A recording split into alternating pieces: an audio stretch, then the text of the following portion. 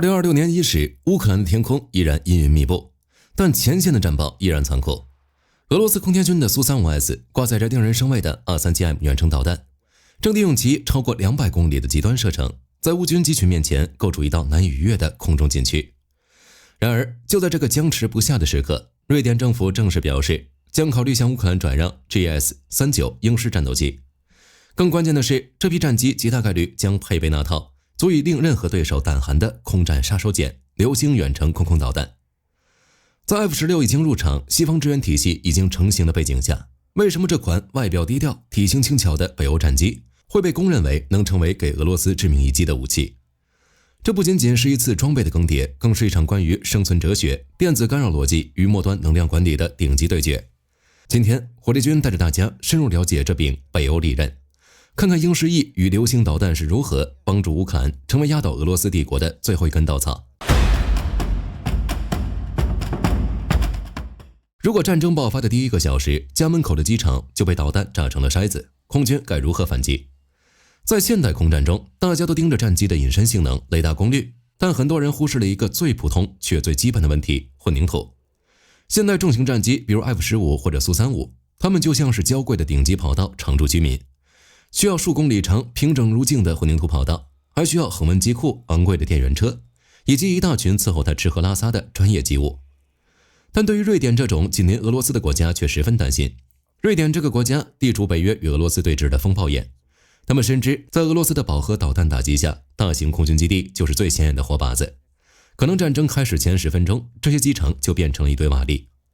於是瑞典人被逼出了一套適合他們自己的生存策略 BS-90 基地系統。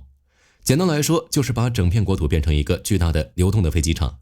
而鷹獅戰鬥機就是這套系統裡最靈活的叢林游擊隊員。你敢想象嗎？一架掛滿導彈的戰鬥機能在你家附近的高速公路上起降，而且這段路只需要500到600米長，也就是2-3個紅綠燈的距離。鷹獅是怎麼做到的？這裡要提到它最明顯的特徵壓翼，就是機頭兩側那對像小耳朵一樣的副翼。在飛行時，它們負責提供機動性，但在降落的一瞬間，這2個小耳朵會瞬間向下傾斜接近90度。這時，它們就不再提供升力，而是变成了2個巨大的空氣剎車片。它們產生的強大下壓力會像一只大手一樣把機頭狠狠按在地面上，增加輪胎的抓地力。配合碳纖維制動系統，讓鷹獅能像拉了手剎的越野車一樣，穩穩地停在狹窄的公路上，完全不需要其他戰機那種笨重的反推裝置。在公路起降只是第一步，鷹獅真正的絕活在於整備效率。在鷹獅的演習中，你看不到豪華的機庫，鷹獅停在路邊的樹蔭下，周圍只有幾輛簡陋的加油車和彈藥車。薩博公司向全世界吹過一個牛，只要一名專業機務帶着5個只訓練了幾個月的義務兵，就能在10分鐘內讓鷹獅重新升空作戰。這在航空界簡直是天方夜譚，但鷹獅做到了。它把戰機設計的像樂高積木一樣易於維護，它自帶一套叫 APU 的輔助動力系統，通俗點說就是戰機自帶充電寶和啟動機，不需要地面昂貴的電源車輔助。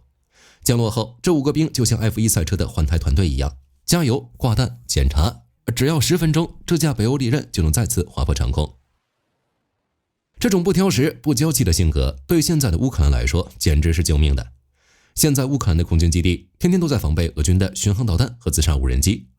F-16雖然強，但它那個大肚皮进氣道非常靠近地面，像個超大功率吸塵器，跑道上哪怕有立刻碎石子，都能把價值幾百萬美元的引擎報廢。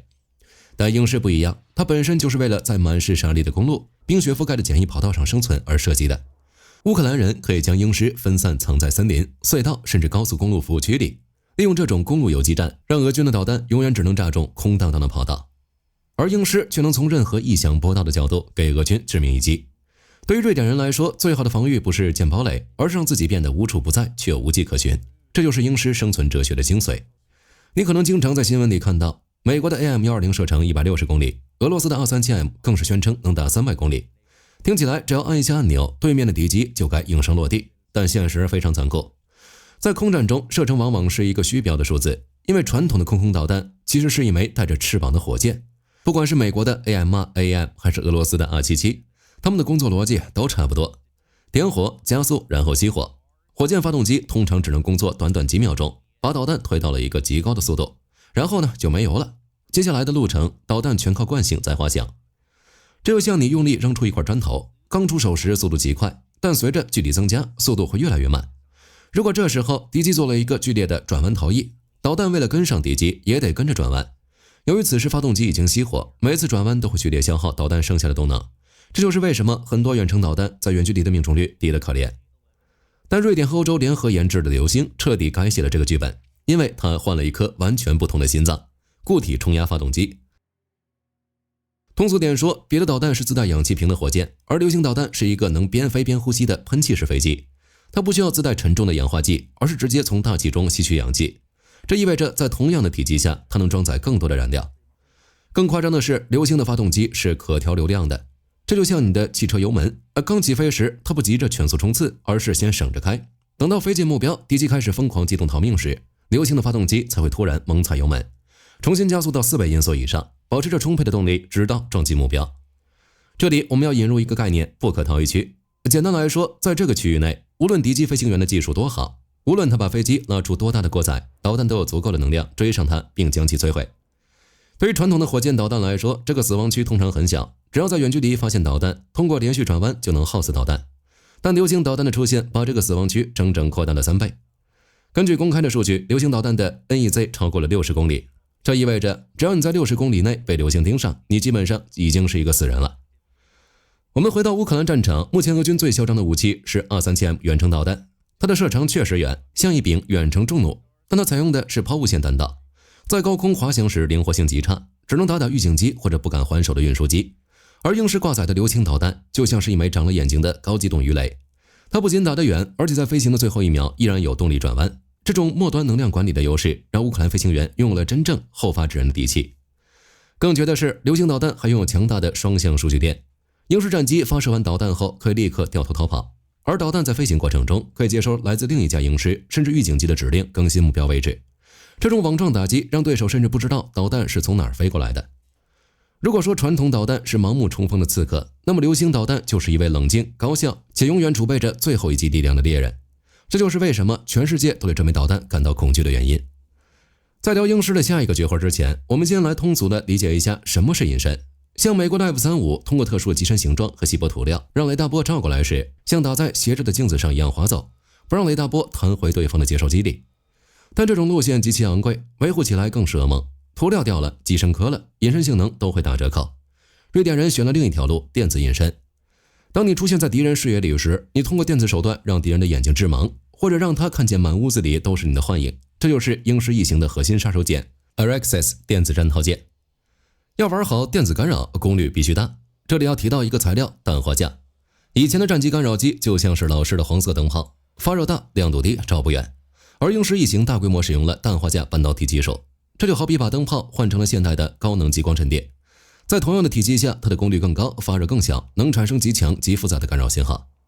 這意味着當對手的雷達試圖掃描鷹師時，鷹師不僅僅是被動挨打，它能用巨大的功率直接扇回去，讓對方的雷達屏幕上全是雪花或者亂碼。光靠嗓門大是不行的，還得靠腦子。鷹師的電子戰系統裡有一項神器，數字射频儲存內存。通俗點說，就是一個超高級的信號复讀機，它能瞬間捕捉到敌方雷達发出的波束，然後以微秒级的速度把這個信號克隆出來，並在克隆信號裡加一些料，再發回給對方。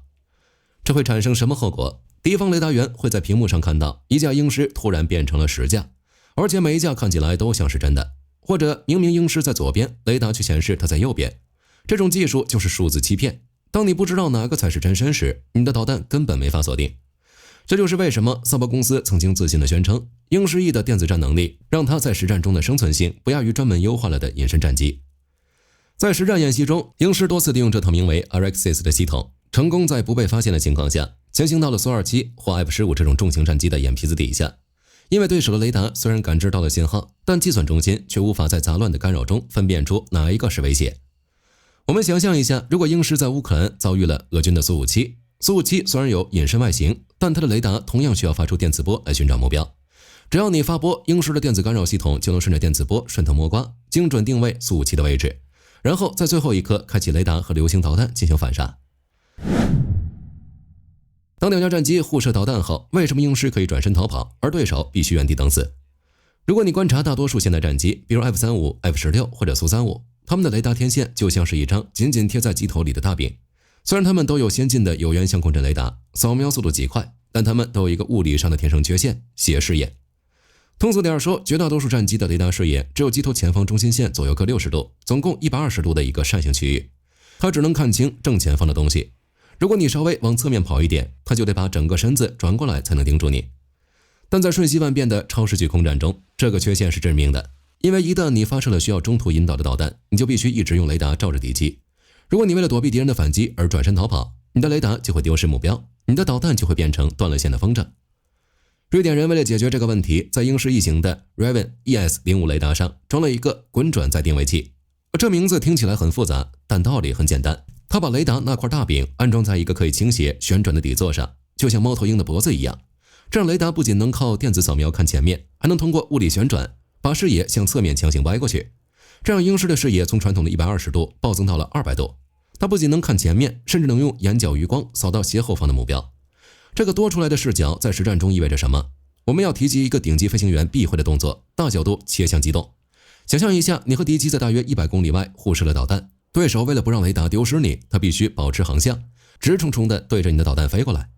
你發射完導彈後，立刻把機頭轉過90度，甚至更大角度往側面飛。因為你的雷達會轉頭，所以即便你的飛機在橫着飛，你的雷達依然能死死盯着敵機，並給流星導彈發送修正指令。由於你是在橫着飛，你在敌方雷達裡的多普勒速度會变得很小，這在空戰中叫進入多普勒過濾區。簡單說，就是你會從敵人的雷達屏幕上暫時消失，這就形成了一個極其不公平的局面。對手正以2倍音速撞向你的導彈，而你卻在悠哉悠哉地側身躲避他的進攻，同時還在精準地引導你的導彈去索命。除了這個會轉頭的雷達，鷹式1在機頭上方還有一個亮晶晶的小球，這叫 Skyward G 紅外搜索追蹤系統。這是一個完全被動的探測器，它不發出任何電磁波，只是像紅外夜視儀一樣捕捉敵方發動機排出的熱量。這樣鷹式在實戰中可以玩出一種套路：完全關閉雷達，像深海裡的潛艇一樣保持無線電靜默，只靠 IST 偷偷盯着遠處的俄軍戰機，直到發射流星導彈前的最後1秒，雷達才閃爍一下進行鎖定。這樣的裝備和戰術讓鷹式在面對那些空有遠射程導彈卻轉不動脖子的重型機時，擁有了近乎降維打擊的戰術優勢。在烏克蘭那片充滿電磁干擾和地空導彈威脅的天空中，這種能看一側飛一側的生存能力，或許才是烏克蘭飛行員能否活着回家的關鍵。對於烏克蘭來說，接手鷹式後，他們不需要跟俄羅斯空天軍去拼飛機的數量，他們只需要這種能夠以一當十的專業獵人去獵殺那些笨重的蘇35，去驅逐那些高高在上的預警機。只要能打掉對方的信息節點，那麼看起來龐大的俄羅斯帝國空軍也不過是鷹式獵場裡的靶標。這就是瑞典方案給世界的啟示：在強權環伺的絕境中，通過對環境的深刻理解，通過極致的效率和智慧，同樣可以構建出一面坚不可摧的空中盾牌。那麼最後我想問問大家，如果你是一位面臨生存威脅的空军司令，面对这款能藏在公路裡、集成流星利箭、維護極簡的鷹式1，你會怎麼運用這款武器？歡迎在評論區留下你的看法。如果你喜歡本期視頻，別忘了點讚關注。我是火力軍，下期見。